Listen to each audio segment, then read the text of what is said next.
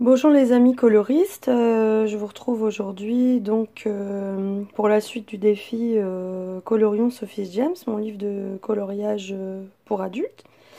Donc c'est Sophie Quenier, hein, donc je suis artiste peintre contemporain, illustratrice et coloriste comme vous.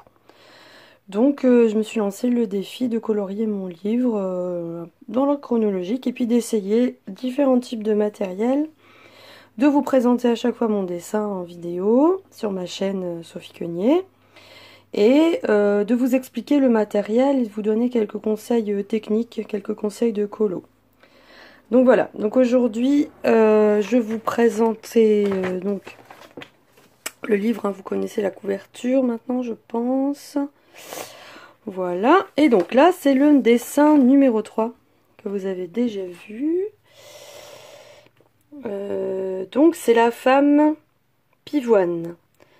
Alors, je suis vraiment contente parce que je trouve très réussi. Moi, c'est une gamme de couleurs que j'aime beaucoup.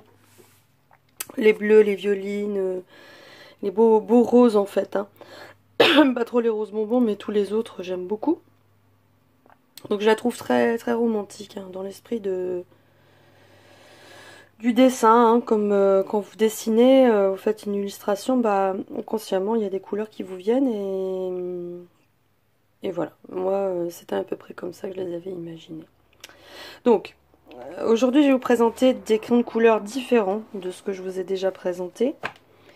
Je vous avais présenté une boîte de Faber-Castell, mais c'était des spéciales éditions vraiment premier prix. Mais là, c'est les fameux Polychromos, qui sont des crayons de base hein, pour les coloristes, enfin, de base, qui sont quand même des crayons assez recherchés, mais qui sont pas donnés non plus. Parce que ce sont des crayons qualité Beaux-Arts, crayons d'artiste, mais ils sont vraiment bien. Franchement, moi c'est pas mes préférés, mais ils sont vraiment bien. Et ceux-là, donc il y a différentes sortes. Il y a les Faber-Castell pour l'Ichromos, tout simple. Et il y a les Premium Light Fastness, pardon. En fait, ça veut dire quoi? Tout simplement, c'est que les crayons de couleur, ça reste un art mineur parce que ça ne dure pas dans le temps. C'est-à-dire que la luminosité est un problème. Parce que avec le temps, surtout s'il est exposé un peu comme ceux que j'ai là, d'ailleurs je vais les retoucher. Parce que là on voit plus beaucoup de pastel, l'écran de couleur et tout. Je vais les mettre sous verre. Donc si vous les exposez comme ça, comme ceux dans mon atelier, eh ben vous allez avoir du mal. Parce qu'en fait, là on voit, là j'ai une fenêtre hein, dans mon atelier. Même si je ferme assez souvent le volet quand je ne peins pas, eh ben je peux vous dire que la lumière attaque. Voilà, les pigments. Alors, l'intérêt de ce type de crayon, c'est que justement, ils sont beaucoup plus résistants que la moyenne. Et donc ça c'est bien. Je veux dire, ils vont durer plus longtemps, d'autant plus si c'est dans un livre comme ça, qui ne sont pas exposés comme ce que je vous ai montré, et ben ça va durer plus longtemps. Donc voilà, ça c'était le petit point. Il y a ceux-là, il y a les luminances du Caran-d'Ache qui, eux, sont garantis 100 ans. Je vous les présenterai, j'ai une petite boîte, hein, parce qu'ils sont très très très très chers. Et qui ont ce type de garantie, je vous dirais, de résistance à la lumière et dans le temps. Donc voilà, hein, donc là c'est une petite pochette en carton dessus. Et après vous avez une belle pochette, c'est du cuir, je pense. Donc c'est vraiment du beau, hein, ça c'est sûr. C'est pas ce qu'il y a de plus abordable, mais bon, si vous avez envie d'investir dans des beaux crayons, vous avez la petite notice. Et après, bon là, ils sont plus trop rangés par couleur, mais vous avez deux... voilà, vous avez deux rangées. Dans cette boîte-là, il y en a 36. Hein, mais il existe des boîtes plus importantes avec plus de nuances de couleurs. Hein. Donc moi, c'est pas mes prix. Ils sont super, honnêtement, c'est vrai que... Regardez, je vais vous montrer. Un bleu, hein, j'aime beaucoup le bleu. C'est des très beaux crayons, c'est clair. Hein. Au toucher, tout ça, même quand vous coloriez, c'est de la belle qualité. Après moi, c'est vrai que c'est pas mes préférés, peut-être parce que je les trouve un petit peu trop secs encore. Je suis plus style Prismacolor, ou des crayons qui en tout cas sont plus gras. Maintenant, ils sont super quand même, hein. Je veux dire, vous pouvez très bien les utiliser d'ailleurs avec les prismes, hein. Ça se fait beaucoup chez les coloristes. Et certaines ne jurent que par les polychromos. Après, on est toutes différentes et on a nos préférences. Mais c'est des super crayons, ça c'est clair. Donc, tout ça pour dire que j'ai fait la pivoine, puisque là c'est la femme pivoine. Pivoine, les feuilles, le personnage, la femme.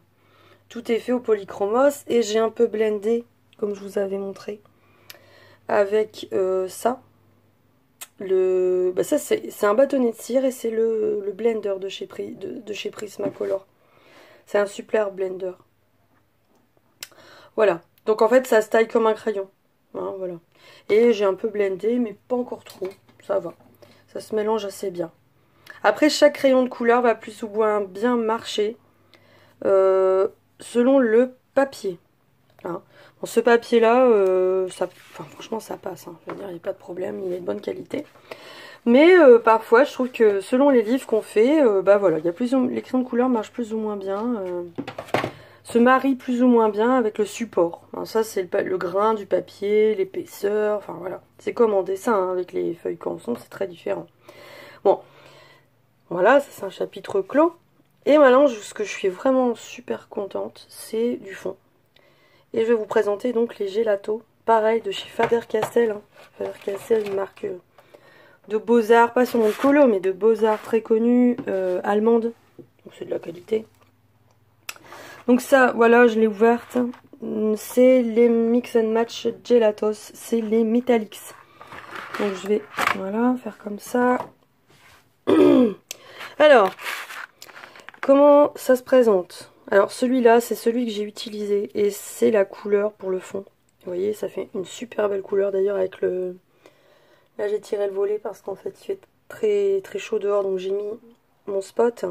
Et on voit bien la réverbération du métallique. Il est super beau ce colo. Donc ça c'est bleuet métallique. Pour moi qui adore les bleus, je suis très contente, il est très beau. Alors comment ça se présente? En fait, voilà. C'est presque, c'est un stick, mais voilà, c'est presque comme vous savez, comme un rouge à lèvres. Vous tournez et vous avez la couleur. Très grasse et tout. Donc vous la mettez. Vous recouvrez à peu près tout. Faites attention parce que c'est moins précis qu'une craie Neocolor qui a une pointe. Là non, il n'y a pas de pointe, c'est vraiment comme un stick. Donc à la limite, il ne faut pas hésiter sur les zones pour pas dépasser, sur l'arête, hein, pour éviter de salir votre personnage. Voilà, donc vous recouvrez votre fond. Qu'est-ce qu'il y a d'autre avec les Gelato? Là, il y en a 15. 15 pièces, donc ça fait... Oui, voilà, il y en a 12 Gelato plus ça. Il y a deux petites éponges. Voilà, une comme ça et une comme ça. Un peu plus dure, je dirais, plus ferme. Je l'ai un peu utilisé parce qu'en fait, ça s'utilise à sec. Vous faites comme je vous ai dit, puis après, vous passez. Mais moi, honnêtement, j'aime pas. Je préfère vraiment aquareller parce qu'avec ici, vous avez un pinceau. Avec le manche un peu conique. Voilà, il a une forme particulière hein, qui va très bien. Je vais pas le mettre trop près, voilà. Donc ça c'est fourni avec hein, quand vous achetez ça. Donc très simple, hein, vous prenez un godet avec de l'eau, vous trempez. Vous passez sur la cire que vous avez déposée sur votre fond. Et toujours le petit truc que je vous ai donné la dernière fois, avec votre petite éponge. Vous y allez entre deux quand vous voyez que ça sature un peu. Voilà, vous essuyez un peu. Alors, moi je le fais moins qu'avec des néocolores. Parce que je trouve que sinon vous enlevez trop de pigments. Vous avez... ça se comporte pas comme un néocolore. Ça vous verrez. Moi je le fais moins d'essuyer finalement sur mon éponge. Parce que sinon ça enlève vraiment le pigment. Et enfin ça se mélange moins bien, je trouve, qu'un néocolore. Donc finalement vous pouvez aquareller tranquille et pas forcément trop essuyer sur votre éponge. À la limite, peut-être ne même pas le faire. Moi, je le fais très peu, alors que je le fais beaucoup plus sur du néocolor. Ou quand j'utilise mes crayons aquarellables, je vous expliquerai ma technique une prochaine fois. Avec différents types de crayons d'ailleurs. Pour avoir de la lumière sur vos... Voilà, sur vos personnages, sur les fleurs, enfin sur ce que vous faites. Voilà. Donc voilà, alors, Les lait gelato, franchement, c'est pas compliqué à utiliser. C'est très sympa. Là, les couleurs métalliques sont très belles. Vous voyez, vous avez des couleurs très différentes. Il existe bien sûr des couleurs non métalliques. Hein, ça, bien sûr. Moi, pour l'instant, j'ai que celui-là. Je l'avais eu dans une box Dinky Box. Ils sont super. Je les utilise assez souvent. Parce que ça vous fait... Moi, j'aime bien les couleurs métalliques. Un peu métalliques, pailletés, tout ça. J'aime bien. Je trouve que c'est chouette. C'est assez raffiné, je trouve. Donc pour l'instant ça me va comme ça. Je pense que j'achèterai une boîte de couleurs normales, hein, non métalliques, quand je pourrai. Voilà. Au passage, toujours pour tailler vos crayons, je vous avais montré le DAL 133. Il reste abordable, c'est un taille-crayon mécanique. C'est le meilleur parce qu'après ça vous fait des petites sciures de bois et ça économise vraiment vos crayons. Voilà, et alors, pour l'eau, ça c'est un truc super. Pareil, j'avais vu ça dans Equibox, je sais pas si vous verrez bien, c'est un pot. Alors là, malheureusement, il y a de l'eau. Je vais essayer de transvaser pour vous montrer. Voilà. C'est un pot à eau, un pinceau. Voilà. Classique, vous allez me dire, hein. Celui-là, il a vécu parce que je l'utilise même en peinture classique. Mais alors, il y a une petite astuce très sympa. C'est le Click and Go de Faber-Castell. Vous faites ça. Voilà, et il se replie. Alors quand vous l'allez peindre dehors ou colorier dehors, bah ça c'est sympa. Et puis après bah vous le redépliez, vous voyez, c'est du silicone. Et il a une petite astuce, c'est qu'il a un bord un peu dentelé. Alors bah ça c'est sympa, c'est tout simplement pour faire sécher vos pinceaux. Ça va pas rouler, vous le mettez comme ça. Voilà. Et là le pinceau il va tenir, il n'y a pas de problème.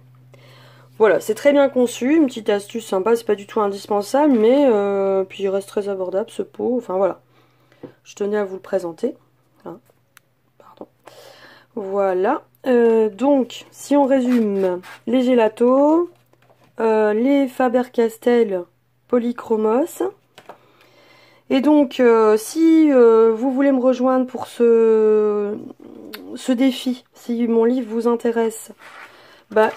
Vous le retrouvez sur l'éditeur, donc booksondemand.fr, bot.fr. Vous le retrouvez sur Amazon, bien sûr, sur la Fnac, sur Cultura, Décitre, Chapitre, même en e-book, imprimable sur ordi. Pour nos amis belges, il est sur la fnac.be, belgiqueloisir.com. Nos amis suisses, je crois que c'est décitre.ch. Enfin, voilà, vous le trouvez un peu partout. Hein, il est livré en 3-4 jours.